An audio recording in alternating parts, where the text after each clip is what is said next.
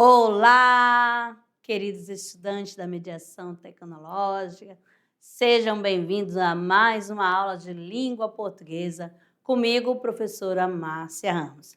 Estamos na aula 55, vamos falar hoje do romantismo. Mas lembrando do quê? Que a gente estudou na aula anterior, nós estudamos, né, o romantismo na parte da poesia. Vocês já sabe que o romantismo no Brasil, né, na poesia, está dividido em três gerações. Lembrando que a primeira geração que vai se destacar, Gonçalves Dias. Qual é a característica da primeira geração, professora? Aí você lembra lá, nacionalismo, né, o patriotismo, isso marca a primeira geração. Aí você lembra daquele poema, Canção de Exílio, de Gonçalves Dias. Só para focar, amadinho. Olha lá. E também tem, né, a Canção de Exílio. Minha terra tem palmeira onde canta sabiá. As aves que aqui gojeiam, não gojeiam como lá. Então, vê essa questão da saudade, do patriotismo. Então, primeira geração. Nós temos também, né, a segunda geração, aquela marcada, né, pelo pessimismo, o saudosismo, melancolia, que tem a fuga, né? Que a fuga, a resolução dos problemas seria a morte. Tem a questão da saudade da infância, tem um poema Meus 8 anos, segunda geração, Mal do Século, ultra romântica. Beleza? E a terceira geração, quem vai se destacar na terceira geração, que vai trabalhar essa questão social, que começa assim, aquela visão mais crítica, voltada para a sociedade, tem que chamar a atenção. Que quem se destaca? Castro Alves, né? O poeta libertador, poeta dos escravos, certo? Navio negreiro, lembrou lá? Então, amadinho, vamos lá para a nossa aula 55, que agora é prosa. Exatamente. Vamos lá para o nosso texto? Temos aqui 3 pessoas haviam nesse quarto. Paula, deitada e abatida sob o peso da sua sofrível nona, era um objeto triste e talvez ridículo. Se não padecesse a segunda, era uma escrava que acabava de depor junto do leito a bacia em que Paula deveria tomar o pedilúvio recomendado. Objeto indiferente, a terceira era uma menina de 15 anos, que desprezava a sala em que borbulhava o prazer pelo quarto que padecia uma pobre mulher. Este objetivo era nobre. Dona Carolina e a escrava tinham as costas voltadas para a porta e, por isso, não viu Augusto. Paula olhava, mas não via, ou antes não sabia o que via. O sensível estudante viu as mãozinhas tão delicadas da piedosa menina, já roxas, e adivinhou que ela estava engolindo suas dores para não gemer. Por isso, não pôde suster-se e, adiantando-se, disse: "Perdoe, minha senhora. O senhor estava aí e tenho testemunhado tudo." A menina baixou os olhos, confusa, e, apontando para o doente, disse: "Ela me deu de mamar, mas nem por isso deve a senhora condenar suas lindas mãos a serem queimadas, quando algum dos muitos escravos que a cercam poderia encarregar-se do trabalho em que a vi tão piedosamente ocupada.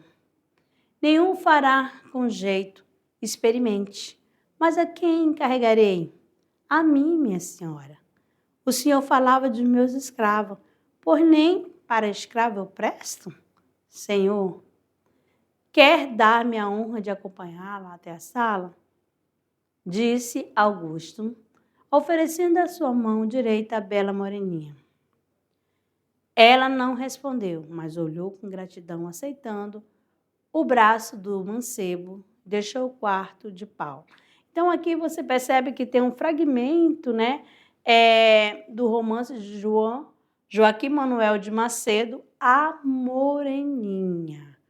Vamos então, amadinhos, agora para o nosso tom de conversa, falando relacionada à obra A Moreninha. A Moreninha foi uma das obras mais lindas do século XIX. Sua popularidade continuou no século seguinte. Foi adaptada para o cinema em 1915, filme mudo em 1970 e para as telenovelas em 1965 e 1975. Considerando as características do enredo e o trecho que você leu, como se pode explicar o grande sucesso desse romance, sobretudo entre o público feminino do século XIX? Por que suas adaptações para a televisão nas décadas de 1960 e 70 foram destinadas ao horário das 7 e das 6?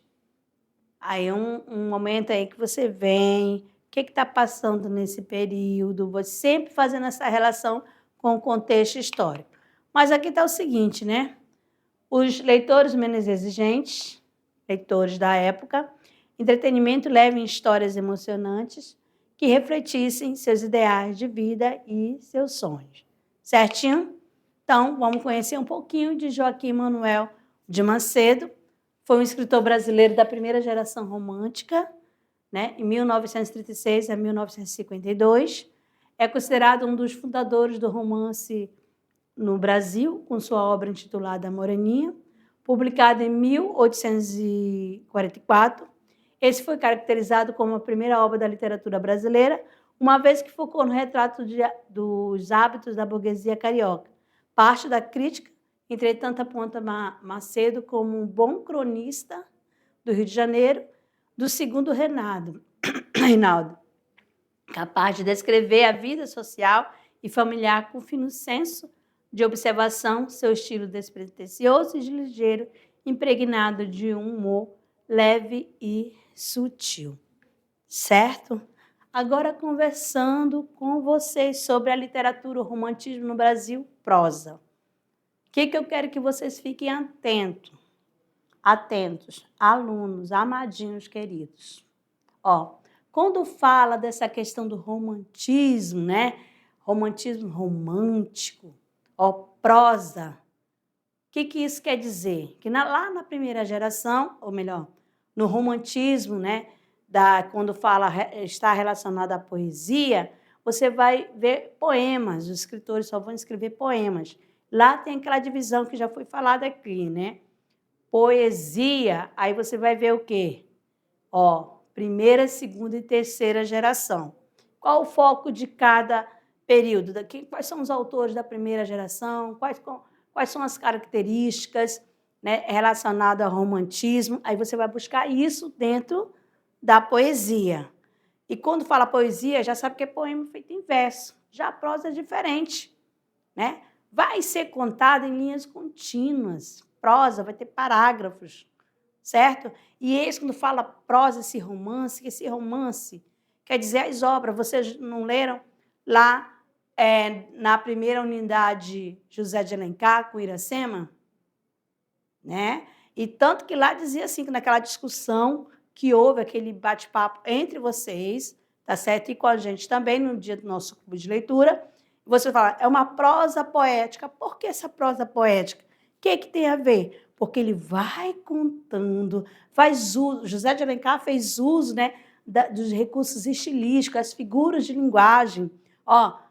Iracema, a Índia dos lábios de mel, ele vai fazendo sempre aquela comparação. Tá? E aqui não vai ser diferente também, não, da questão da Moreninha, que inaugura, né, o romantismo em prosa no Brasil. Vai falar o quê? Tem aquela idealização da mulher? Como que era a mulher? Vai contar as mulheres da sociedade do Rio de Janeiro, do geral, que fazem parte. Então, antigamente, esses romances eram feitos em folhetim. Cada semana saía um pouquinho. Começou a história aqui, depois vai ter continuidade no outro dia. Vamos voltar aqui para a realidade. Quando você tem uma série que você gosta. Eu sou dessa, quando eu vou assistir a uma série, eu só levanto depois que eu termino tudo. certo? É igual um livro. Se eu pego ali o livro, a leitura está tão prazerosa, eu não sossego enquanto eu não termino. Tá certo? A gente sempre quer, vai incentivando, né? Opa, eu quero chegar logo ao final. O que vai acontecer? Então, esse folhetim, começou com um folhetim, aí depois se transformou em obra, em prosa, nesse romance maravilhoso. Certinho? Então, vamos lá, então. Aqui nós temos o seguinte, a evolução da ficção romântica. Ao lado da poesia e do teatro, a ficção é entendida como romance, novela, conto, completa o quadro dos gêneros. Olha só, o preferido do romantismo. Os traços mais comuns, né, são o maniqueísmo, essa questão do bem, do mal, né, do mocinho, do vilão, sempre essa contradição. Detalhe de costumes de cor local, comunhão entre natureza e sentimento das personagens, né? E o que tem em comum? Por exemplo, a Moreninha, que acho que vocês leram no primeiro ano, tá bom? Como tem uma sequência, que lá tinha uma gruta, tinha algumas lendas, essa questão de ter quermesse, envolvendo a religiosidade, a festa de Santana. Estão lembrados aí? O grupo de amigos que foi para essa ilha, a ilha de Paquetá, só buscando aí na mente de vocês, que vocês já armazenaram no seu HD, certo? Elevação de sentimento, nobreza de caracteres, linearidade das personagens, complicação sentimental. Então, os romances aqui do romantismo ou vai ter um final feliz ou vai ter um final trágico. Sempre vai ser assim, tá certo? Então, coloquei na mente de vocês. Pode ser um final feliz ou um final trágico. Aí você vai lembrar lá de Camilo Castelo Branco, né? Nas suas novelas passionais, né? Envolvendo essa questão do sentimento, paixão, triângulo amoroso, tudo isso pode ter um final positivo ou um final negativo. Quando que é positivo? Quando todo mundo se dá bem, todo mundo sai felizes para sempre. Aí, negativo, opa, vai ter uma tragédia. Tá certo? Vamos lá. Romance é um gênero literário em prosa mais extenso que o conto e a novela, no qual se conta histórias fictícias ou inspiradas na vida real, centrada em enredo, na análise das personagens ou no exame de situações. Então, aqui, ó, a Moreninha. Deixa eu colocar aqui a canetinha, que eu esqueci de colocar a canetinha. Tá certo? E temos também aqui pronto, Iracema. Tá certo? Aqui, ó. Então, ele vai ter várias situações. Você já conhece a história de Iracema, tá? Aí, vamos pegando aqui essa característica aqui da Iracema, né? Você vai ver que vai falar da questão da colonização, do momento que vê essa questão da miscigenação, tudo isso aqui foi falado aqui na obra de José de Alencar, que é uma obra indianista, tá certo? Aqui traz a questão do que está por trás, né? Aqui no Brasil não aconteceu aquele período medieval. Então, vamos valorizar o que a gente tem. Quem que se destaca? Quem que estava aqui quando os colonizadores chegaram? A questão dos povos originários, não é mesmo? Então, folhetim é uma novela ou romance publicado com regularidade em capítulos, né? Pela imprensa, explorando a complicação sentimental, a intriga, o mistério, a aventura, principalmente amado no século XIX. Então, aqui para mostrar para vocês, ó, como eu falei, saía no jornal. Aí as pessoas, público feminino, quer se destacar porque vai falar da sociedade, né? Sociedade do Rio de Janeiro, lá. Aí as pessoas tinham acesso que comprava o jornal e saía assim, ó. Isso aqui é para mostrar para vocês, ó, em folhetim. Tá certo? Aqui o capítulo aqui, ó. O corta-cabeças. Aí tem aqui a segunda parte. Isso aqui para mostrar para vocês como é que era. Depois, ó, se você recortar, ó, Primeira parte, segunda parte, terceira parte, montando, juntando tudinho, dá uma obra, tá certo? Dá um romance. O romance romântico elaborou a realidade a partir do ponto de vista que norteou todo o nosso romantismo, ou seja, o nacionalismo literário. Então, os primeiros romances brasileiros, nós temos aqui, ó, O Filho do Pescador, em 1843, de Teixeira e Souza, e A Moreninha. Então, o que você vai ter que gravar?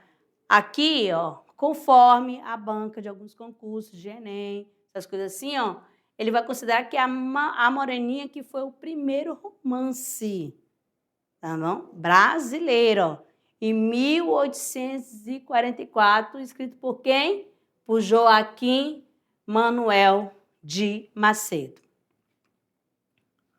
O romance do romantismo, né? O que nós temos? Ó, prosa ficcional, é de ficção, né? Não tem filme que que às vezes você compara com a realidade. Bom, parece essa situação que aconteceu comigo. Então, só de ficção, tá, amado? Que predominava no romantismo brasileiro era o romance que refletia a vida daquele momento histórico. Então, olha que interessante. Os romances seguiam os elementos das publicações europeias, que conservavam as características de folhetim, apresentando histórias na ordem cronológica, com início, meio e fim. Tinha uma sequência. Ó, cronológica, temporal, sequência temporal. Beleza? Eu não vou começar lá do teu capítulo 1, depois eu vou para o capítulo 8. Não, tinha uma sequência mesmo, tá bom? Conforme aparecia no jornal, a sua publicação, esse folhetim. A prosa romântica não foi dividida em fase, exatamente. O que foi dividida em fase? Somente a poesia. Tá certo? Que foi dividindo em fase. Na prosa não tem essa divisão, certo? São 4 vertentes distintas entre si que aparecem no romance. Então, aqui, ó, essa divisão é o seguinte, amado, para vocês entenderem essa questão da divisão, tá? Ó, na poesia, houve uma divisão em fase ou em gerações, tá certo? Então, lá na poesia, quando a gente chegou aqui, conversou com vocês, falando dessa questão que o romantismo, a poesia tinha as fases. As fases do patriotismo, nacionalismo. A fase da questão do mal do século, ultrarromântica. Vai lembrando, que é a segunda geração. A fase da condoreira, né? Que é aquela que fala das poesias, da poesia social. Lá na poesia, mas no romantismo não tem essa questão de fase. Não tem fase. Na prosa, tá, amadinhos? Na prosa, essa prosa aqui, esse romântico é da primeira geração, não tem isso. Aqui vai ser dividida de uma forma diferente. Como assim? Vai ter romance social e urbano, que vai falar da questão da sociedade brasileira, que vai estar ligada à questão da burguesia.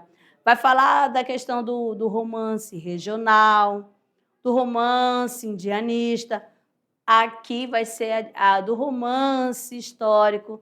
Aí você que vai começar a separar. Opa, esse daqui está regional, esse daqui está social, urbano.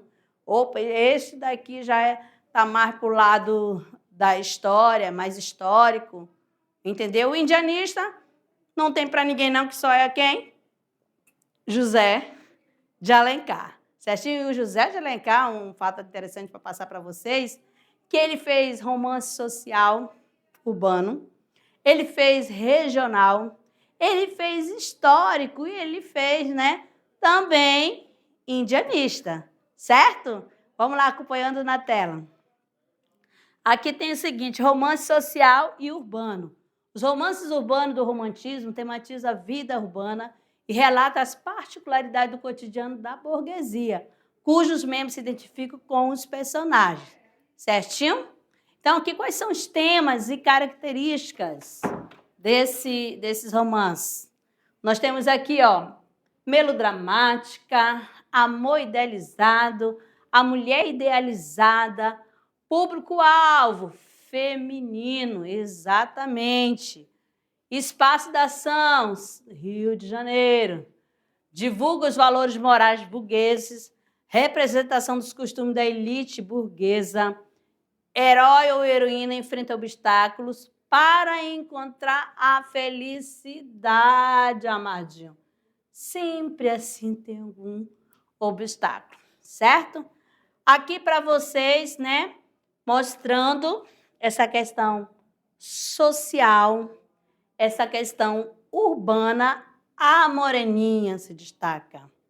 A Viuvinha, olha só, a Moreninha, Joaquim Manuel de Macedo, a Viuvinha de José de Alencar. Nós temos aqui 5 minutos de José de Alencar, Senhora, tem Diva. Ó, esses romances aqui todos são classificados como um romance social ou urbano, certo? Esses romances faziam crítica à sociedade por meio de situações como casamento, interesse ou ascensão social a qualquer preço. Certinho? Vamos lá. Quais os principais autores? Nós temos aqui da questão social e urbana. Joaquim Manuel de Macedo, José de Alencar, Manuel Antônio de Almeida. Quais as principais obras? Nós já falamos. A Moreninha, a Luneta Mágica, de Joaquim José de Macedo, Manuel de Macedo, Lucila, Senhora, de José de Alencar, Memória de um Sargento de Milícia, de Manuel Antônio de Almeida. Saindo do romance urbano e social, chegamos ao romance histórico, amadinho. Por isso que fala, você tem que... O que está acontecendo no mundo? O que está acontecendo no Brasil nesse período, nesse século? Faça sempre uma relação com a história, com o momento histórico. Então, o romance histórico traz o retrato de costume de uma época passada, sendo relato que muitas vezes se mistura, olha aqui, ó, ficção e realidade. Certo? Aqui nós temos alguns, ó, que se destacam. Ó, de novo, ó, romance histórico, nós temos As Minas de Prata, José de Alencar. Guerra dos Mascates, também tem José de Alencar. Alfarrábio, José de Alencar, e O Garatuja, José de Alencar. Então, esses romances aqui, todos fazem parte do romance histórico, tá bom? Todos. Então, vocês vão vendo aí o que está acontecendo. Daí está aquela mistura, será que é ficção? Será a realidade? É algo que aconteceu naquele período. E aqui está sendo o quê? Relatado, que foi narrado. Então, quais são as principais características desses romances históricos? Então, novamente, as características românticas. Ó, amor idealizado, mulher idealizada, caráter nacionalista, tempo da narrativa é sempre o quê? No passado. Temática central associada a um ou mais fatos históricos. Sempre vai ter essa relação, amadinho. Personagens históricos convivem com personagens ficcionais, há aquela mistura, certo? Fatos históricos são essenciais na construção do enredo, não apenas pano de fundo. Então, há essa importância, certinho? Então, Alencar explorou o mito do tesouro escondido, a lenda das riquezas inesgotáveis da nova terra descoberta, que atraiu para ela ondas de imigrantes e aventureiros, as lutas pela posse definitiva da terra e alargamento das fronteiras. Então, aqui, com intensa movimentação e aventuras da imaginação. Então, quais são os principais autores, né, da prosa do romance histórico? Ó, José de Alencar. Então, José de Alencar apareceu na social, no urbano romance, e agora no histórico também, tá? Quais as principais obras? as Minas de Prata, a Guerra dos Mascates, então, ó, todas de José de Alencar, beleza? Olha, José de Alencar destacando aí também. Agora, o romance indianista, né? Traz à tona a vida, a cultura, a crença, os costumes indígenas, certo? O índio surge como herói, olha só, lembra lá, quando a gente estudou o romantismo português, né? Os autores do romantismo daquela época, eles vangloriavam, né? Por exemplo, que já tinha passado antes, a Camões, né? Com o poema Camões, que inaugurou o romantismo lá de Portugal, tá certo? Quem era o escritor? Almeida Garré, tá certo? Em 1825. Representando o Brasil, os brasileiros sendo corajosos, heróico e forte, idealizado. Então, aqui algumas figuras para vocês, né? Perceber essa questão aqui, tá? E na hora que você conta a história, você faz a leitura, você se encontra nesse cenário, né? Te leva. A sua imaginação vai muito além. Tanto aqui tem essa imagem aqui também, né? De Iracema, que tem uma flecha, né, enfiada no litoral, na praia. Exatamente, que ela não podia ultrapassar essa parte aqui. Iracema, essa representação aqui, nessa imagem, que ela está com a saudade do seu amado, que sempre saía, né, para as batalhas, em busca de conquistas de novas terras, certo? São romances de caráter lírico, o romance indianista, né? Poemático, que aproveita o mito e o símbolo como elemento estético. O mito do bom selvagem, aí nós temos o Peri, Iracema e o Birajara, contrasta com a ganância e a falsidade do civilizado europeu. Exatamente. Então, aqui nós temos aqui o Guarani, Iracema e o Birajara. Certinho? Aqui esses romances que se destacam os romances indianistas. De quem? José de Alencar. Então, vão acompanhando aí. José de Alencar marcou presença em todo. Quais são as características? As mesmas, ó. Amor idealizado, mulher idealizada, figura heróica. Ó, quem? Que vai representar o herói? O índio brasileiro. Floresta como símbolo nacional. Idealização da natureza, reconstituição do passado histórico brasileiro, caracterização geográfica e culturais, miscigenação como símbolo de harmonia entre colonizado e colonizador, vassalagem amorosa, indígena é o vassalo, senhor e senhora, né? Aí você vai ver aqui essa questão do suzerano, né? E suzerana, beleza? Saindo do romance indianista, chegamos aqui ao romance regionalista, regional, tá certo? Então, aqui nós temos o seguinte, o romance regionalista, romântico, propunha uma construção de texto que valorizava as diferenças étnicas, linguísticas, sociais, culturais entre o Brasil e a Europa. Quais são, né, os principais autores que se destacaram? Nós temos aqui Bernardo Guimarães, José de Alencar, Visconde de Tonê e Franklin Távora. Tá aqui, esses daqui são os principais autores que se destacaram no romance regionalista e vão tomando nota, amadinhos. Então, aqui para vocês, certo? Nós temos aqui, ó, são romances de trânsito, né, para o realismo. Esse trânsito é aquele período de transição, certo? Neles, desloca-se o centro das ações e as regiões mais longínquas do Brasil são mostradas. Suas personagens habitam lugares distantes, longe da corrupção das grandes cidades, certo? Aqui nós temos aqui Inocência, de Visconde de Tonê. Temos também a escrava Isaura, né? Bernardo Guimarães. Ó, quem que é aqui? Isso aqui também virou telenovela, tá certo? A escrava Isaura, a escrava branca, né? Temos aqui também José de Alencar, o Gaúcho, olha bem, e o Sertanejo também de José de Alencar.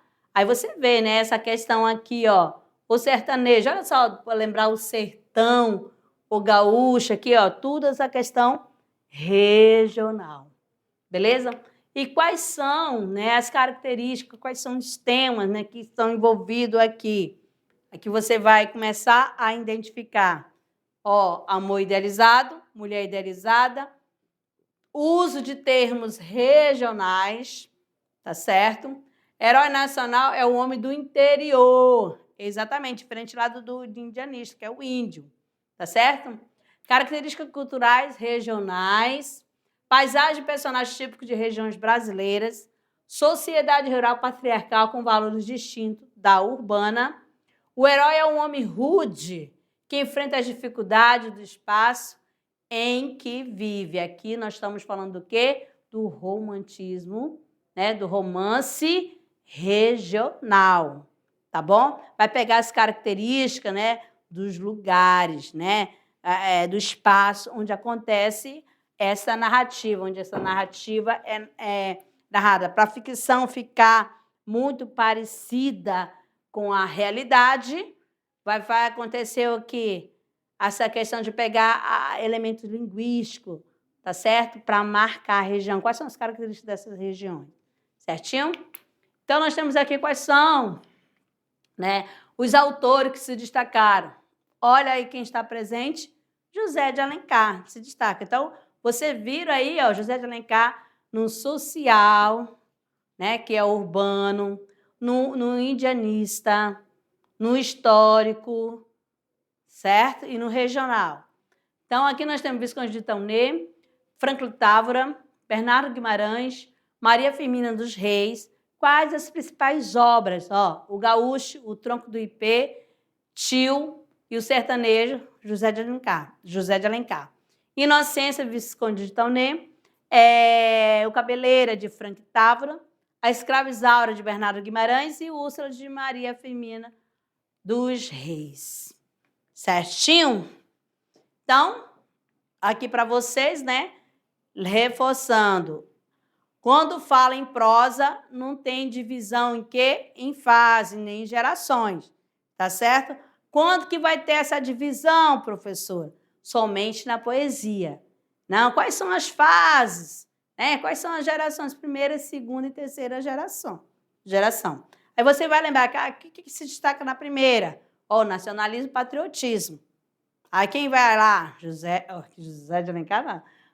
Gonçalves Dias, tá certo? Qual a característica marcante da segunda geração?